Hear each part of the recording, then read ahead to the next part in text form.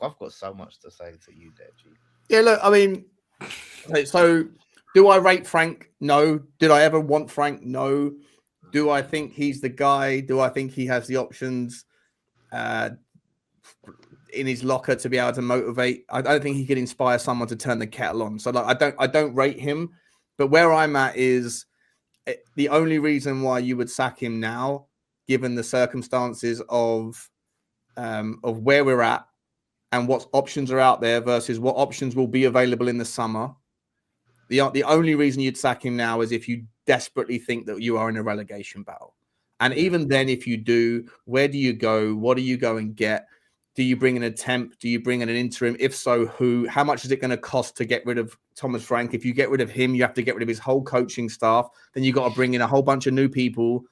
And I land on the kind of situation of, like, in the summer, you've got the post-World Cup, like, wetness of the market, right? There's going to be 4 or 5 top club managers that sort of tried their hand at international football for a World Cup that will become available. Any one of them would be probably looking at Tottenham. And I listen, I hear Tottenham fans going, who would want to manage Tottenham Hotspur? It's a poison chalice. It isn't a poison chalice. It's the best win-win that you could ever possibly have, because Tottenham have never, ever, like, not paid managers well. We pay managers. Thomas Frank is the 4th highest paid manager in the game, right? In the Premier League. He's matched with Unai Emery. And the only people that are paid more than him is Slot, Pep, and Arteta. 8 million quid a year. So if you're a manager that wants to come to Tottenham, if you're a manager that's thinking about coming to Tottenham, here's the scenario. You know you're going to get paid well. You know in all likelihood it's going to fail, and then you're going to get paid out your contract. You also know that if you come in and fail, that you are just the latest in a long line of managers who have failed. And none of them have had any reputational damage to their CV, to their resume, to their brand. They've all gone on, Conte, Mourinho, Nuno, Poch, they've all gone on to have good careers elsewhere afterwards. And most of those guys, or at least some of them, are probably going to come with a better reputation than what you come in with. Therefore, if none of their reputations were hurt because, it's just Tottenham, then you're gonna be fine. You're gonna get paid off. You're gonna earn a lot of money. You're gonna get paid off your contract, and your reputation isn't hurt. If you happen to succeed, then you're gonna be the unicorn that does something that no one else has done. Pochettino was the current crop in the last 20 years, the manager that every single Tottenham fan looks at and says it's the greatest we've ever had, and he didn't win shit. So, like, you have a situation where it's a win-win. You're going to get paid. You're going to get a lovely payoff. No damage if you fail like everyone else does. If you win, you're going to make it. So this argument that Tottenham managers, no one wants to be a Tottenham manager. Everyone should want to be the Tottenham manager, because it's a total win-win to come into our football club, because the fans will always eventually come back and blame something else. It doesn't matter. Do you know what, Sean, right? Just quickly, because I see what you're saying before Lawless comes in. I see what you're saying about, like, looking at it from a manager's perspective. If I look at it from a Spurs ownership perspective right now, I don't know what happens next. Bruv, you've had the project manager in Pochettino, the CV manager in Jose, the win now manager in Conte. You've had the system manager in Nuno. You've had the Premier League experience manager in Thomas Frank. I don't know what you do next. You have to get Pochettino back. You know why? Because Pochettino is the guy that none of the Tottenham fans ever got over. They never got over it. They hold a flame to this guy. And it's like going back to your ex for one last shag. Okay? Just to remind you that she wasn't that good. The nosh wasn't that great.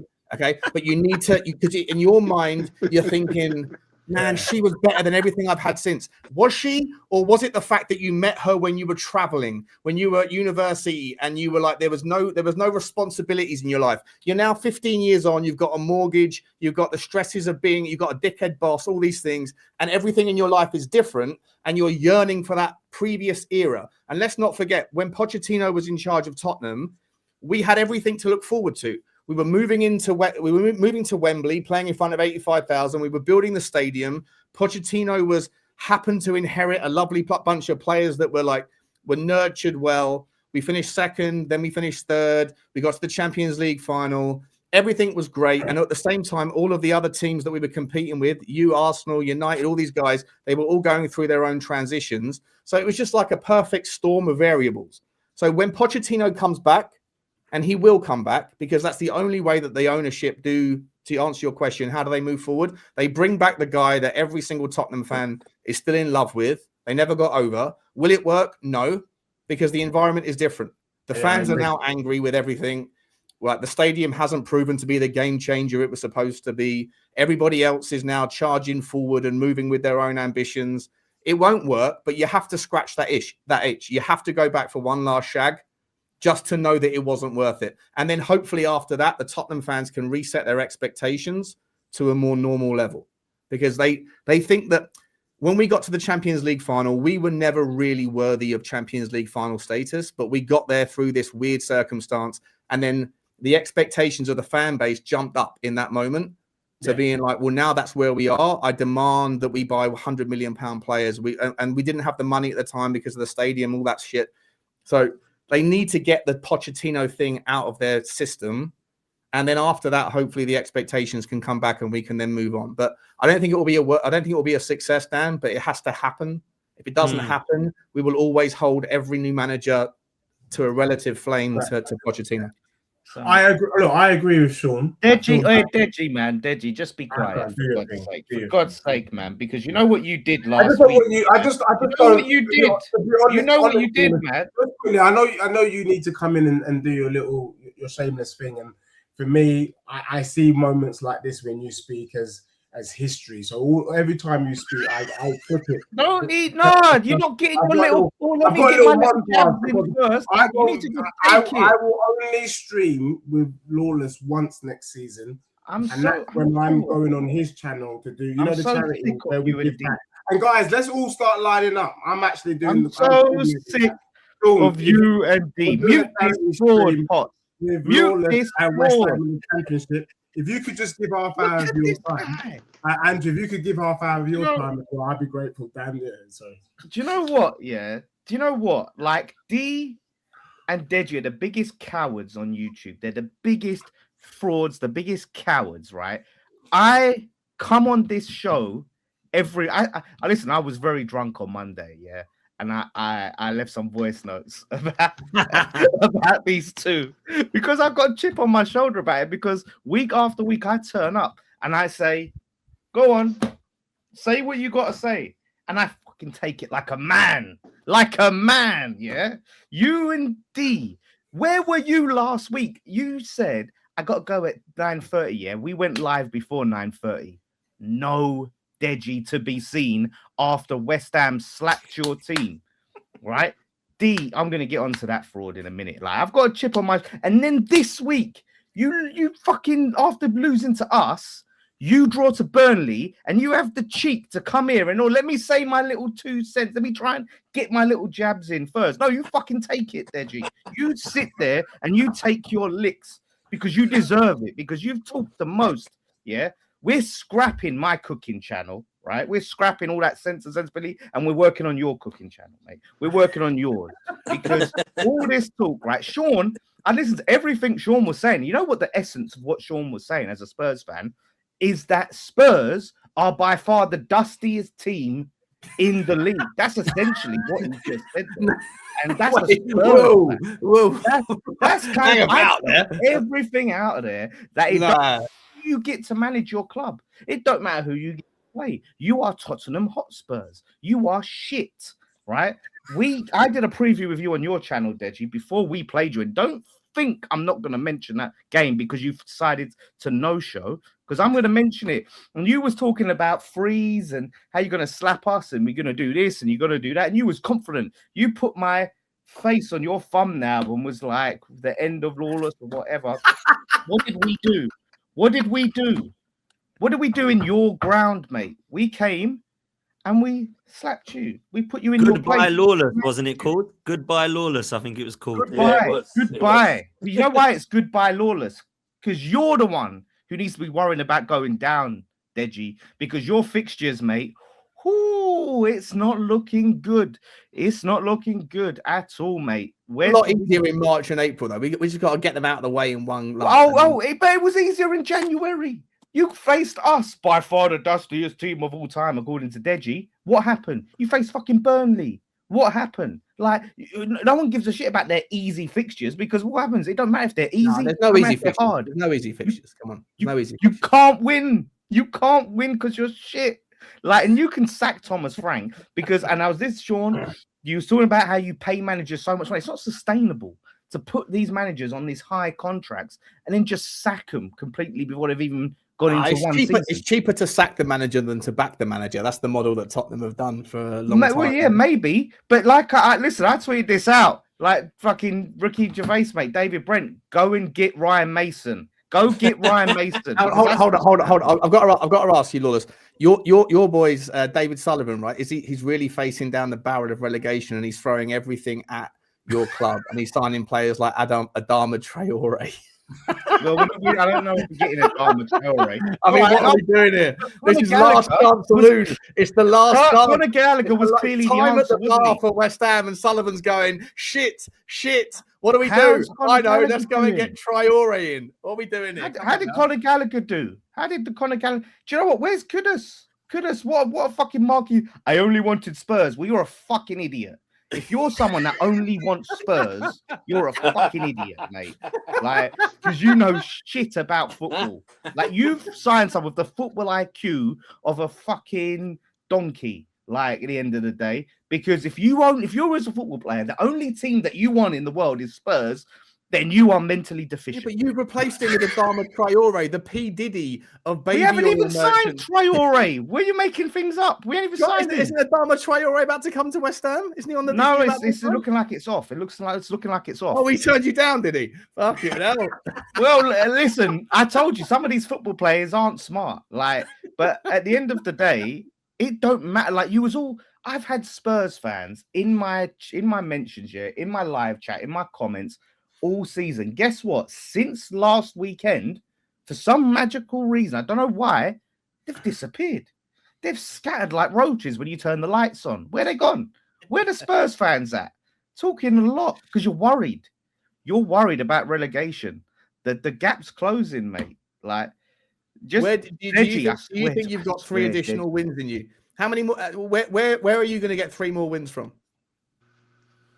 Listen, we're turning things around. We've got Burnley coming up, all right? I think we can get wins. We've beaten Sunderland, who are better than Spurs. We've beaten Spurs, who are Spurs. We've got 3 in a row. You know, like, I'm just saying, like, it's toxic. And your fans, yeah, before our game, right? You did the protest, mate. I love a Tottenham protest. I fucking love it. They're the funniest things. I was at that protest trying to get some. You was one of the 7 people. No. Yeah, I'm not someone that's. I've never been in Enoch out, but I just always go because content's got a content. So you try and get a little bit of like interviews and stuff. And I was like, even I'm embarrassed to be here. There's 150 people, and I'm one of them. Yeah? There's nothing more Spursy than a Spurs protest. They can't even bottle their own protests, right? Oh, we're gonna do this big protest. Correct me if I'm wrong. Did they have obviously that the owners out, but then I saw one Ange in at the same protest?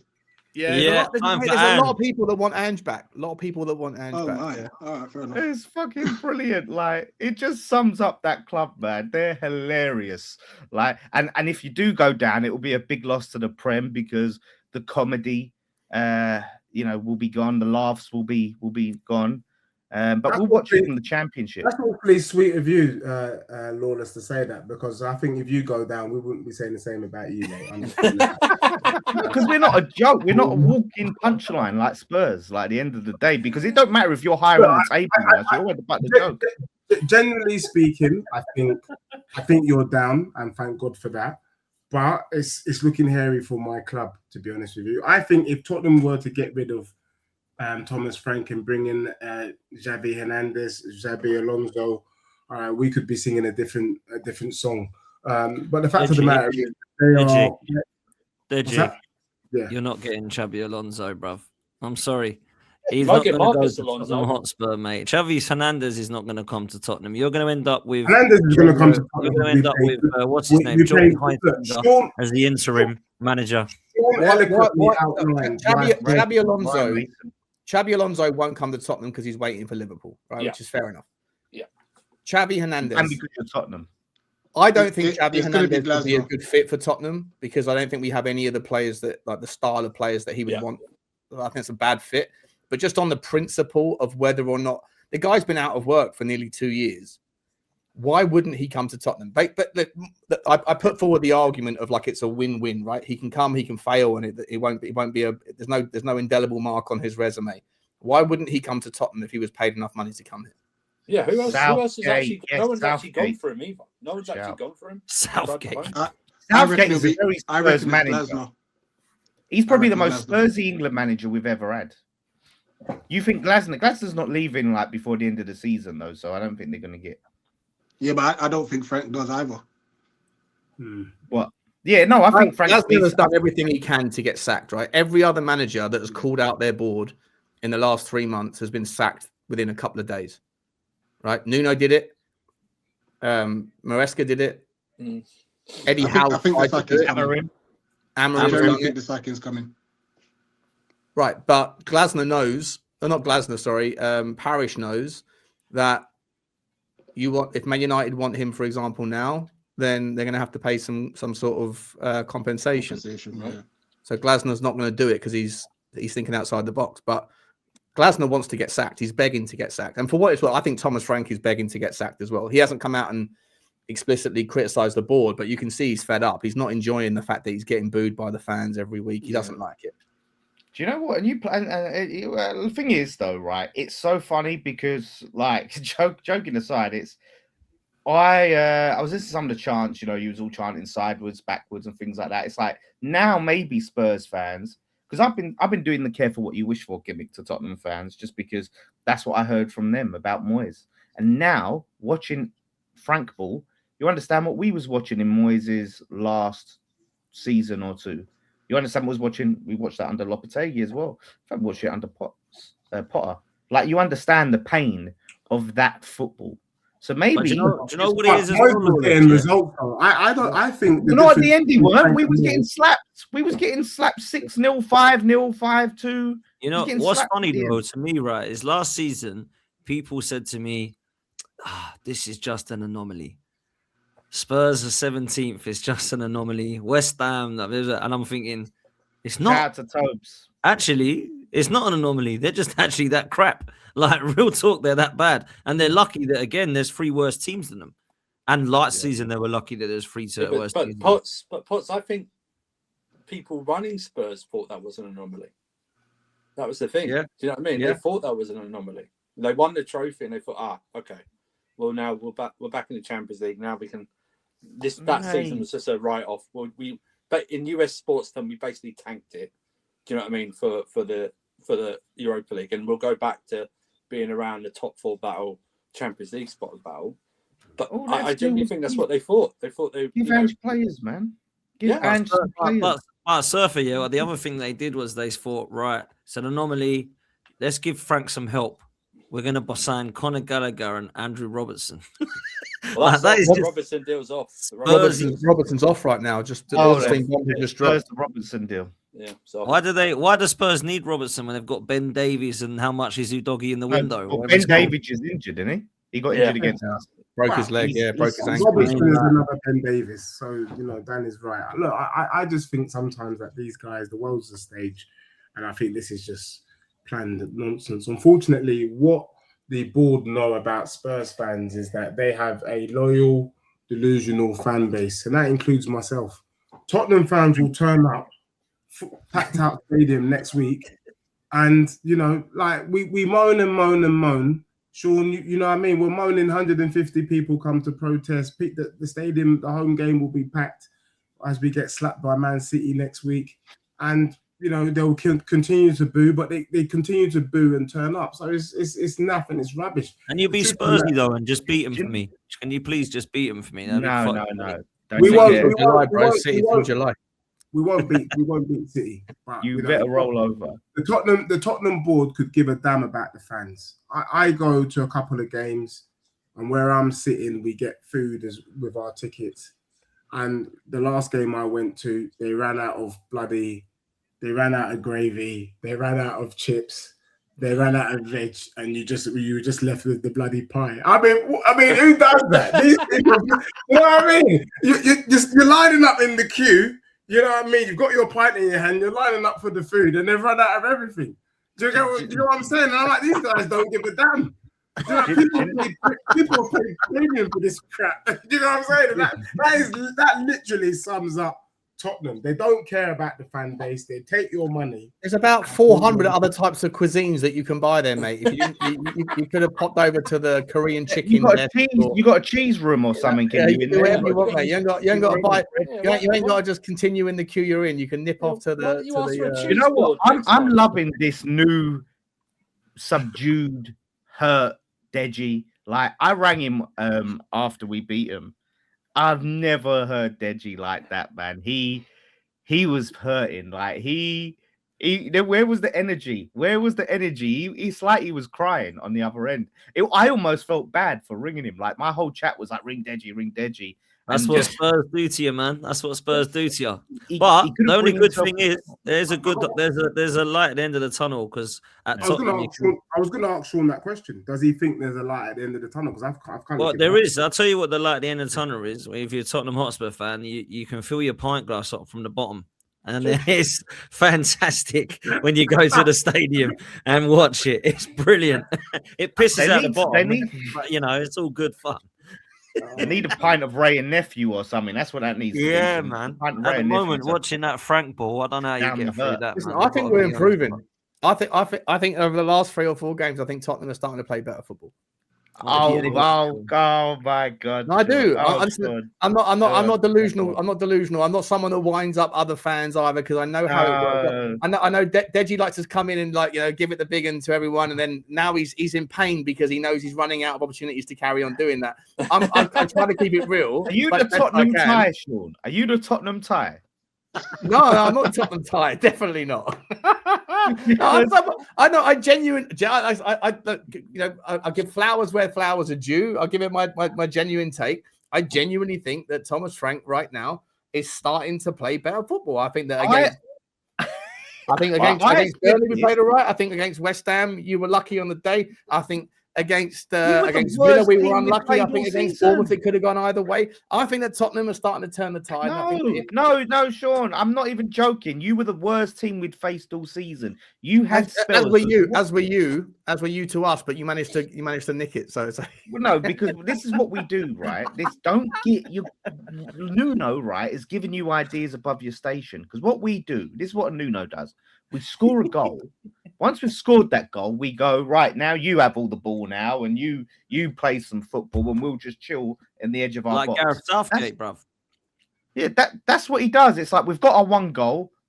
We don't need more. Now it's your turn. Like, up until that point, you think you were worthy of the 3 points on the day? What's that? You actually think you deserved all 3 points on that day? Well, we're both shit. It was a game of 2 halves. So, yeah, like... It could have gone either way. Could have gone either way. But what I'm saying is, you only had that spell in the second half because we allowed you to. That's why. Because that's what Nuno does to every team. Every single team. We go up and then we just chill.